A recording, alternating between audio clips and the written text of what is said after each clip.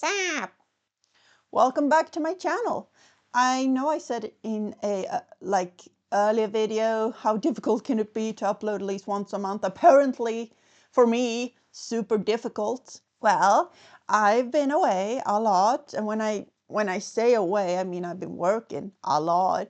I thought a great strategy for me with this autumn and winter would be to work as much as I could. So I have been working like 6 days a week, having 1 day off, several weeks in a row. I've had the week before I got some time off for Christmas and New Year's Eve. I worked 3 11 shifts on the row, and I was like, this is a great strategy, but no, it is not a great strategy. Don't do what I do or did or presumably will do again in the future. Don't treat yourself like that, okay? After last summer, I was diagnosed with migraine, and since I've been working a lot, the migraine has really stepped up. So I had like migraine once a week, meaning I took my medication for the migraine once a week, meaning that I took it so much I started to get side effects from the medication, and I had to take medication after the medication to like cancel out some symptoms. It's just misery. But it's okay, it's okay. We're not going to talk about that now. We're going to talk about fun stuff today, because we're going to talk about Comic-Con. I brought my niece to Comic-Con last year for the spring/summer version, and we both had such a blast. Like, it was really fun to be there together, but it was also fun to like go around, look at stuff, do some shopping.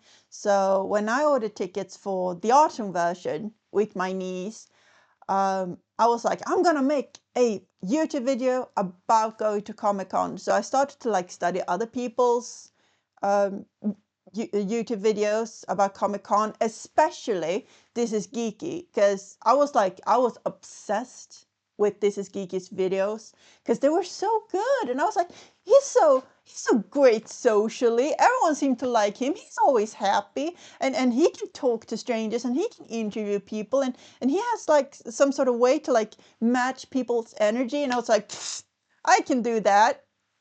I cannot do that. That is not how I work. I prepared to go to Comic-Con. I have brought my cameras, I have brought my microphones. I was like, yes, I am going to do a good Comic-Con video.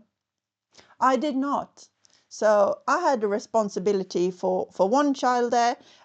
My sister's fiance was there as well. He had the responsibility for the other child, which is my nephew. And he did a really good job with my nephew. Me, I lost my niece 30 minutes in.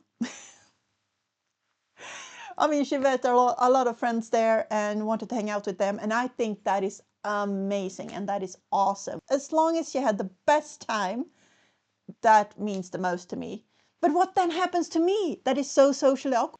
What I do is, instead of making like these super good videos like everyone else does, I just find friends in different places on Comic-Con, grab them, and then just don't let go. And whenever they go home, I call up the next friend. Just leech on to people, and they go around and they do this being a human thing really well. And I just hang over them like, yes, yes, yes, be human. We human now. Yes. They're very, very, very, very nice and acceptable to the weirdness that comes with me, and I appreciate it so much. And I definitely think that me hanging on their back like a leech, it really helped me with a lot of social anxiety, because it's so easy before you go to Comic-Con to be like, I'm going to be social, I'm going to talk to people. And then you go to Comic-Con and you be like, oh my God, there are people everywhere. And everyone in Comic-Con is super sweet and super nice. They really are, like, honestly. But that doesn't take away that I get uncomfortable in huge groups of people, and I have to follow someone to feel somewhat decent. So what do you do at Comic-Con? I don't know what you do there. I shop. I like looking at stuff. My favorite area, it's the board game area. You can go there, you can try out some board games. And I went there with David and Ali and my nephew and my sister's fiance, and it was I think it was the Brick Festival or it was Webhallen that had put up like tables where you could try different games, especially like Lego games. We started at the table with a Lego game where you're supposed to be like, it's a jungle environment, you're supposed to build a tower, but we didn't get into it because it felt like a lot of instructions to just get an easy, quick game going. So we switched table to another Lego game called Brick Like This, and that was hilarious. You take up a card, yeah, with a Lego model on it, and without showing the card to your teammate, you're supposed to describe how they are going to build that tower. It went really well, so we kicked their asses. And I, of course, gave myself a prize by buying Lego Brick Like This, because I think that was a really fun game. So we are going to watch a bit of filming of me from Comic-Con, I guess, and enjoy. I hope you like it. And the plan is to go to Comic-Con this year, this spring/summer, and do a better video. But we'll see about that. I'm always positive until I'm standing there at the Hell's Gates. Then less positive. Well, I hope you enjoy this very short video anyway. Thank you.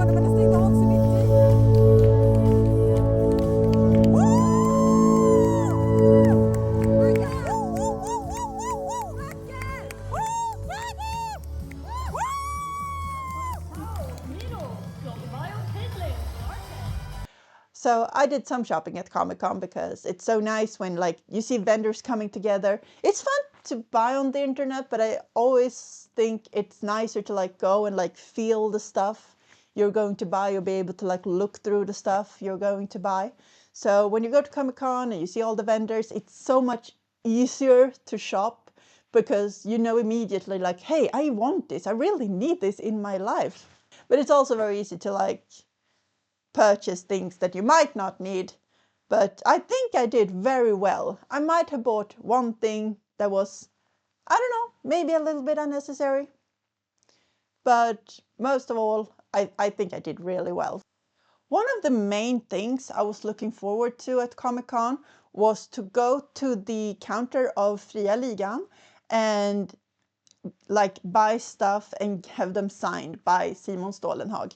I would describe his art for me, like I get the same feeling of looking at his art that I get by like dreaming. I don't know how to describe it otherwise. But what I bought was this book, because I don't have it in my collection. It's called Swedish Machines or Svenska Maskiner. And it's signed. But it's signed with my government name, so I'm not showing you that it's signed. But you're going to have to trust me. It's signed. And then I also bought this because I didn't have it earlier. It's Passagen. And I think I only have 2 books left, then I have all of them. But I'm a bit unsure. He also, of course, signed that one, which was awesome. Speaking of being socially awkward, like, you go up to him, he signs it with my name, and I'll be like, I like your art. And he'll be like, thank you. And I'll be like, thank you. And then I leave. That's great. And what else did I buy? Well, I couldn't leave Comic-Con without buying, of course, brick like this. It's so fun. If you haven't tried it, you give it a chance.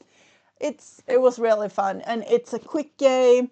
It's a lot about communication. It's a bit time pressure, but a round goes pretty fast, and it's really nice if you just want to do like quick rounds or make fun of people describing things for you, or you know, having them make fun of you trying to describe things. But it's fun. I recommend this. This is awesome. This is great. Another vendor that was at Comic-Con that I really wanted to visit was Wacom. So Wacom had an old stall at Comic-Con, and I have like really wanted, like I have a really old Wacom, like where you draw over here and then you see on the screen over here what you draw, like super old. I used it a lot, but it's not really the best for me because I'm used to, when I do my drawings, I draw on papers, like I'm used to seeing my pen make the shape straight on the paper. So drawing over here and see over here, it's the best for me. So when I saw Wacom was at Comic-Con, I visited the stall, and they had some things you could like pick one up and you could try it out. And I was like, I want something that is like this and this. And the person in the stall who was like, I know exactly what you need. You want to have one of these. And he just picks out one of those tablets that I have dreamt of, and he just puts it in my hand as if I wouldn't take it under my coat and run. I didn't. It was close, but I didn't. I started to like do some really ugly doodles, and he talked to me a bit about it, and I was like, okay, I'm sold. Can I buy this? And he was like, you want to buy it? And I was like, yes. How do I buy this? And he was like, I'm going to call my coworker. And I was like, call your coworker. And his coworker come out and he'd be like, I'm sorry, we don't have any to sell here on the spot, but we sell through this other company. And if you go in on this link, you get 15% off. It's going to take a couple of days before you get the tablet, but go in here, get your 15% off and buy it through there. And I was like, that is absolutely what I'm going to do. So let me introduce to you my Wacom. I love this, and I have used this so much. Like, I had a very long hiatus when it comes to drawing. I love drawing. Like, my whole life it's been drawing.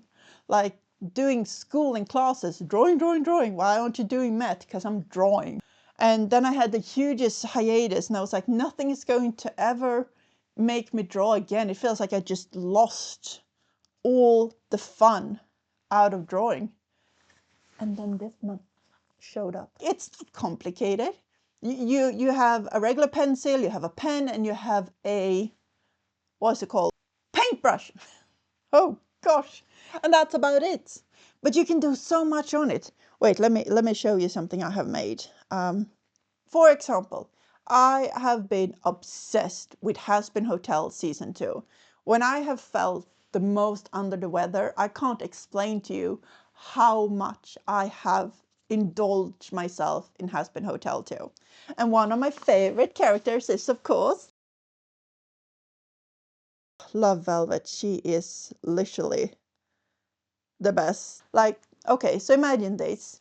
It's like the last half hour of Comic-Con. It's time to like take your stuff and leave. And I'll be like, hey, I haven't wasted enough money today. And this is where we come to the thing I talked about earlier. Like, did I really need this? Probably not. Did I see it? Immediately thought that this was made for someone like me. Yeah. So I went past a stall called Afternoon Fika.